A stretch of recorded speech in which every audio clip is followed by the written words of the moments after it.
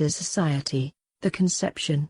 To the north of the Ganga was the great kingdom Kosala, made fertile by the river Sarayu. Its capital was Ayodhya, built by Manu, the famous ruler of the Solar dynasty. From Valmiki's description of the capital Kosala, it is clear that ancient Ayodhya was not inferior to our modern cities. Even in ancient India, city civilization had reached a high level. King Dasaratha ruled the kingdom from the capital city of Ayodhya. He had fought on the side of the Devas, and his fame spread in the three worlds. He was the equal of Indra and Kupara. The people of Kosala were happy, contented and virtuous. The land was protected by a mighty army, and no enemy could come anywhere near. It contained forts with moats around them as well as many defensive installations, and true to its name, Ayodhya defied all enemies. Ayodhya means that which cannot be subdued by war. Dasaratha had 8 wise ministers, ever ready to advise him and execute his orders. Great sages like Vasishtha and Vamadeva and other Brahmanas taught the Dharma and performed rituals and sacrifices. Taxes were light and punishment of crime was just and inflicted according to the capacity of the wrongdoer. Surrounded by the best counselors and statesmen, the king's splendor shone as the rising sun. Many years rolled smoothly by. In the midst of all this prosperity, Dasaratha had one regret. He had no son.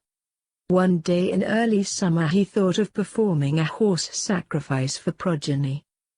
He consulted his religious masters and on their advice, got sage Rishi Asringa to perform the yaga. The yaga was a grand affair and the invitees included many of the kings of the day. It was no easy thing to perform yagas. The location and erection of the sacrificial platform had to be attended to in detail strictly according to prescribed rules. There were experts whose guidance was sought in arranging things.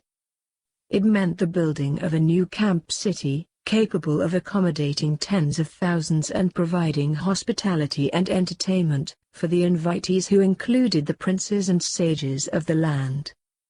In short, yagas in those days were something like our present-day state-sponsored big-scale conferences and exhibitions.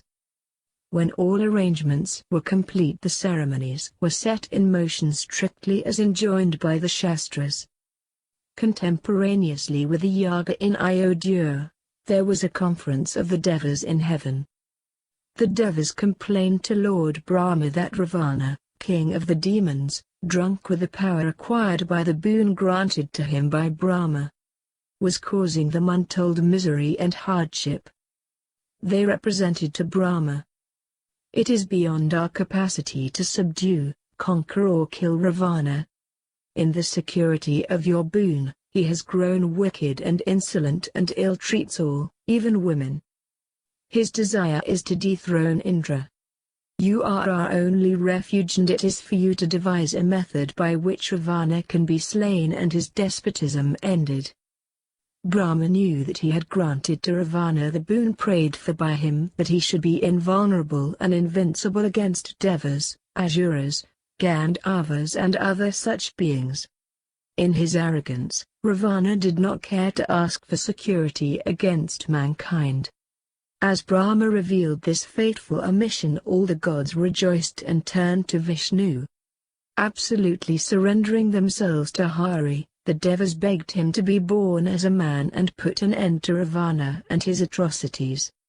Hari agreed and assured the Devas that he would be born as 4 sons of King Dasaratha, who was then performing a sacrifice for progeny. As the ghee was poured into the fire and the flames shot up to meet it, from out of the flames came a majestic figure, resplendent like the noonday sun, holding a bowl of gold. Calling King Dasaratha by his name, the figure said, "The Devas are pleased with you and are answering your prayer. Here is the payasam sent by the gods for your wives. You will be blessed with sons if they drink this divine beverage." With joy unbounded, Dasaratha received the bowl as he would receive a child and distributed the payasam to his 3 wives, Kausalya, Sumitra, and Kaikeyi. He asked Kausalya to drink a half of the payasam and he gave a half of what remained to Sumitra. Half of what was then left was drunk by Kaikeyi, and what remained was given to Sumitra again. Dasaratha's wives were happy, even as a beggar suddenly coming upon buried treasure. And in due course all of them were expectant mothers. Sage Viswamitra. In course of time, Dasaratha's sons were born, Rama of Kausalya and Bharata of Kaikeyi. Sumitra gave birth to twins, Lakshmana and Shatrugna. She had drunk the divine payasam twice.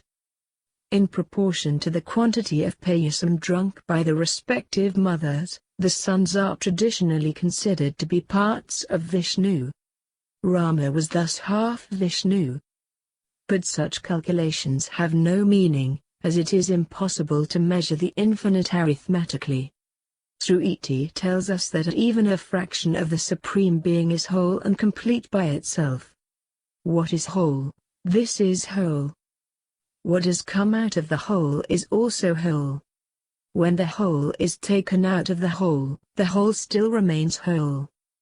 Dasaratha's 4 sons were given all the training prescribed for princes.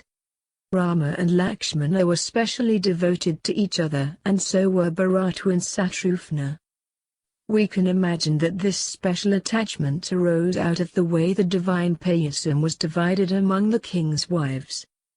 Dasaratha was happy to see his 4 sons grow up strong, virtuous, brave and lovable and with all other princely qualities.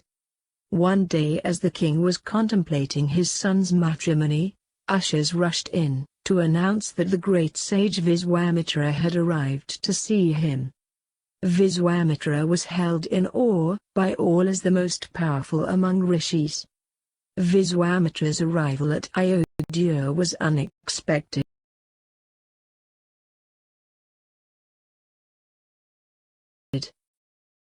And King Dasaratha stepped down from his throne and advanced a few paces respectfully to receive the sage. Viswamitra was a king who attained sainthood through terrible austerities. He had long ago exhibited his spiritual powers by starting to create another Brahma and a rival universe. He had gone as far as the creation of new constellations, but was prevailed upon to stop by the entreaties of the alarmed gods. Viswamitra, while he was king, once went out with his army and chanced to visit Vasishtha's ashrama. The rishi cordially welcomed his royal guest and his huge entourage and extended to them all hospitality so sumptuous, that the king wondered where all the rich abundance came from in a forest hermitage. Questioned by him, Vasishtha called his cow Shaibala and explained that she was the fountain of unfailing plenty. Expressing gratitude to the sage, King Viswamitra said, "You must give me this cow as she would be more useful with me than with you. Such things of power and wealth by right belong to the king." Now Vasishtha could not part with the divine cow. He gave many reasons and asked the king not to press his request. But the more unwilling Vasishtha was to give the cow, the more eager the king became to possess her. Failing in his efforts to tempt or persuade the sage to part with the cow, Viswamitra became angry and ordered his men to seize the cow by force. Shaibala could not understand why she was being roughly handled, and she was unwilling to go away from the sage and his ashrama. Shedding tears, she wondered how she had offended Vasishtha that he should stand by and look on while she was being dragged away. The cow easily put to flight the soldiers and sought refuge at the feet of the sage. Moved by the piteous appeal of his beloved cow, who was like a younger sister to him, the sage said, "Bring forth soldiers to resist Viswamitra's men." Shaibala instantaneously did so, and the aggressors were soon worsted. Wild with rage, Viswamitra got into his chariot and, taking up his bow, rained arrows on the soldiers brought forth by the cow, but their strength was inexhaustible, and the royal forces suffered utter defeat. The sons of Viswamitra now chose Vasishtha himself as their target, only to be reduced to ashes. Defeated and disgraced, Viswamitra then and there entrusted his kingdom to one of his sons and proceeded to the Himalayas to perform tapas, directing his devotions to Lord Shiva to gain power with which to subdue Vasishtha. So firm and steadfast was Viswamitra in his austerities that Lord Shiva was pleased and appeared before him. He asked the king what his object was in performing tapas. Viswamitra replied, "If you, Amapati, are satisfied with my tapas, let me be blessed with divine arrows and be master of every weapon." "So be it," said Shiva, and gave Viswamitra all the weapons available to the Devas, Gandharvas, Rishis, Yakshas and the demons. Swelling with pride like the ocean, Viswamitra considered Vasishtha as already vanquished. He straightway made for the abode of the sage. Frightened at the fearful sight of the onrushing Viswamitra, Vasishtha's disciples and the animals in his ashrama ran helter-skelter. Hit by the fire weapon of Viswamitra, Vasishtha's ashrama was reduced to cinders. Vasishtha regretted the turn of events, but determined to end the haughtiness of the erstwhile king, he faced him calmly with his Brahma Danda, holy staff, in hand.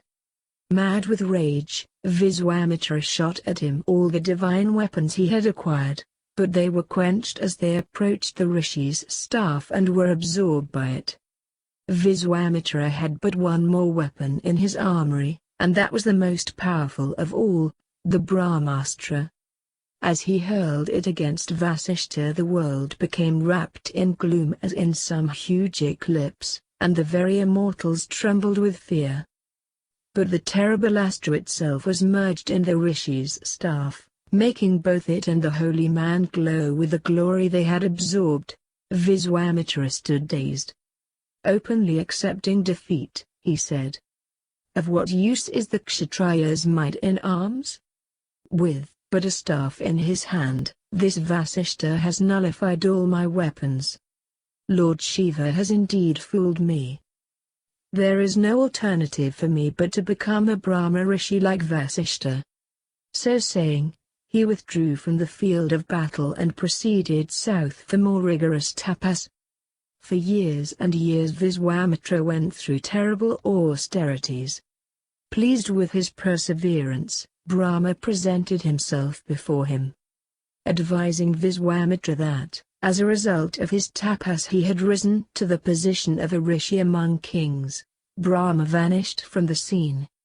Viswamitra was disappointed that all his penance could get him only the status of Raja Rishi. Not content with anything but the highest the rank of a Brahma Rishi, he subjected himself to still more rigorous austerities in order that he might be acknowledged an equal of Vasishtha. Trisanku. That was the time when the famous king of the Solar dynasty, Trisanku, was reigning, who was so much in love with the beauty of his body, that he could not bear the thought of parting with it at death and desired to ascend to heaven in that very body. Vasishtha, his preceptor, whom he approached for help in realizing his wish, advised him to give up attempting the impossible.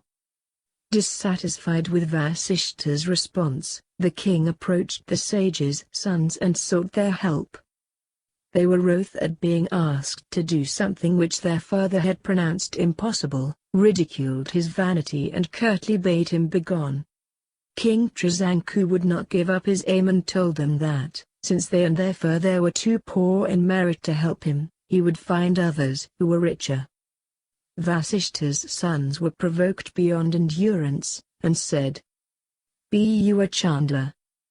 The curse began to act, and the next morning Trisanku woke up a different person altogether, an untouchable, ugly of form, attired in dirty clothes. His ministers and his people could not recognize him. Driven out of his kingdom he wandered hungry and weary almost to death, till his destiny took him to Viswamitra's ashrama. The king's appearance moved the heart of the sage, who inquired, "Aren't you King Trisanku? What has brought you to this plight? Whose curse?" Recounting all that had happened, he fell at the sage's feet and said, "I have been a good king and never swerved from the path of Dharma. I have committed no sin and wronged none. My preceptor and his sons have deserted me and cursed me, and you see me thus before you." Viswamitra took pity on the king converted by a curse into a Chandala. This was Viswamitra's great weakness. He was impulsive and easily overpowered by emotions like anger, sympathy and love. In sweet words, he made the king happy. "O king, I have heard of your righteous rule. I offer you refuge. Be not afraid. I will arrange for the sacrifice which will enable you to enter heaven in your own body. And in this very Chandala form you shall reach heaven despite your guru's curse. Of this you may be sure." And he made arrangements for a great and unprecedented yaga. Viswamitra directed his disciples to invite all the sages and their disciples for the proposed yaga. Afraid of saying no to what was more or less a command, all the rishis agreed to be present. But the sons of Vasishtha declined the invitation, and made merry about a yaga at which the officiating priest was a once-upon-a-time kshatriya and the yajman a stinking Chandala. This reply, duly conveyed, enraged Viswamitra, who exploded into a curse that Vasishtha's sons to die and be reborn for 7 generations in a tribe given to eating dog's flesh. The sage then began the yaga. Extolling Trisanku's eminent virtues, Viswamitra sought the help of the other rishis in effecting the bodily translation of Trisanku to heaven. Well aware of the sage's mighty powers and fulminous temper, the invitees lent their support, and the yaga went on. It reached the stage when the gods were invoked to descend and accept the offerings. But no god came. It was clear that Viswamitra's yaga was a failure. And the rishis, who had attended the ceremony, laughed within themselves at Viswamitra's discomfiture. Wild with rage, Viswamitra held the ladle of ghee over the flames and said, "O Trisanku, here behold my power. I now transfer for your benefit all the merit I have earned. If my austerities have any value, they should lift you to heaven in your physical frame. I care not if the devas reject my offerings. King Trisanku, ascend." A miracle followed. To the astonishment of those assembled, Trisanku in his Chandala body rose heavenward. The world saw the power of Viswamitra's tapas. Trisanku reached Swarga. But Indra forthwith pushed him down, saying, "Who are you, entering heaven with a Chandala body? You fool, that earned the curse of your preceptor, go down again." Trisanku fell from heaven, head downwards, screaming, "Viswamitra! Save me!" Viswamitra, seeing this, was beside himself with rage. Determined to teach the gods a lesson, he shouted to Trisanku, "Stop there! Stop there!" And, to the amazement of all, Trisanku's earthward descent came to an abrupt stop and he stopped in mid-air, shining like a star. Like a second Brahma, Viswamitra proceeded to create a new starry horizon to the south, as well as a new Indra and new Devas. Alarmed at their supremacy, the Devas now came to terms and humbly entreated Viswamitra to desist. They said, "Let Trisanku stay where he is at present. Let the other stars of your creation shine forever, like your own fame and honor. Control your anger and be friends with us." Gratified at this submission, and as easily appeased as provoked, Viswamitra omitted his creative process. but his stupendous activities had consumed the whole of the power that he had thus far acquired by his austerities, and he found he had to begin again. Viswamitra now proceeded westwards to Pushkara and resumed his austerities. For years the rigorous tapas continued, but once again as it was about to bear fruit something happened to rouse his anger and he lost his balance and cursed his own sons. Soon recovering himself, he firmly resolved never again to yield to anger, and resumed his tapas. After many years of austerities, Brahma and the Devas appeared before him and said, "O Kaikeyi, your tapas has borne fruit. You are no longer in the ranks of kings. You have become a real rishi." Having thus blessed Viswamitra, Brahma returned. This was again a disappointment. He wanted to become a Brahma Rishi and Vasishtha's peer, and he had only been acknowledged an ordinary rishi. It was recognition as futile as the missiles of power, which Vasishtha's Brahmadanda had swallowed. He therefore decided to go on with his tapas, making it more severe than ever before. The Devas did not like this. They sent the heavenly damsel Menaka to tempt him with her celestial beauty and elements. She went to Pushkara where Viswamitra was undergoing austerities and played to catch his eye with 100 wiles of charm and grace. Viswamitra saw her and was fascinated by her beauty. His vow was broken and he spent 10 years in a dream of Io, forgetful of his high resolve. Awaking at last, he looked at the trembling Menaka sorrowfully and said he would not curse her, for it was his own folly, and not her fault, as in tempting him she was only carrying out the orders of her master. And sadly he wended his way to the Himalayas to resume his broken tapas. There, for 1,000 years, controlling his senses, he performed rigorous tapas. At the request of the Devas, Brahma appeared before Viswamitra, and spoke to him thus sweetly. "I welcome you as a Maharishi, my son. Pleased with your soulful tapas I confer on you that title and the sanctity it imparts." Unmoved alike by gratification or disappointment, Viswamitra folded his hands in adoration and asked the Father of the universe if the boon meant conquest over the senses. "By no means," said the Creator, "but strive to subjugate the senses, tiger among munis." Resolved on the supreme conquest, Viswamitra entered on another 1,000 years of even harder tapas which threw the Devas into even greater consternation.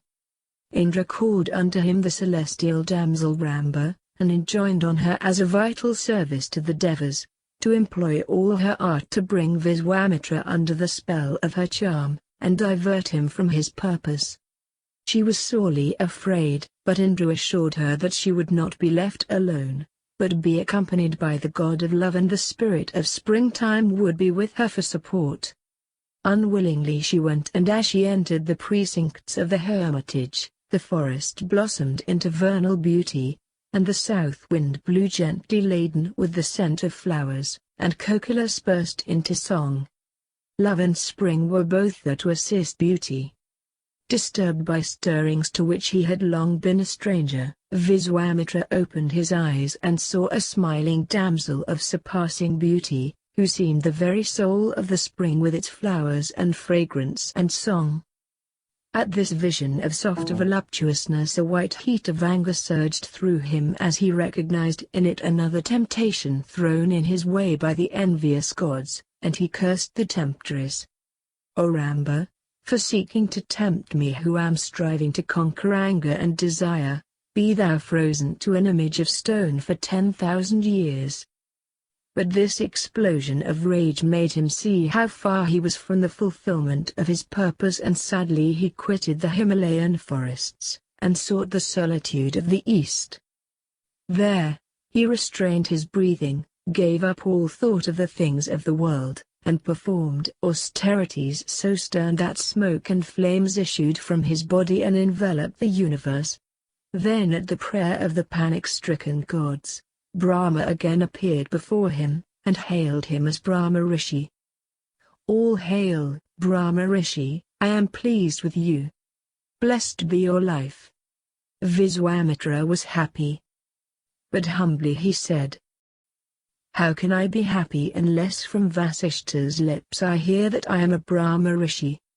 Vasishtha smiled, remembering his fight with Viswamitra, and said to him, "You have achieved the fruit of your great austerities.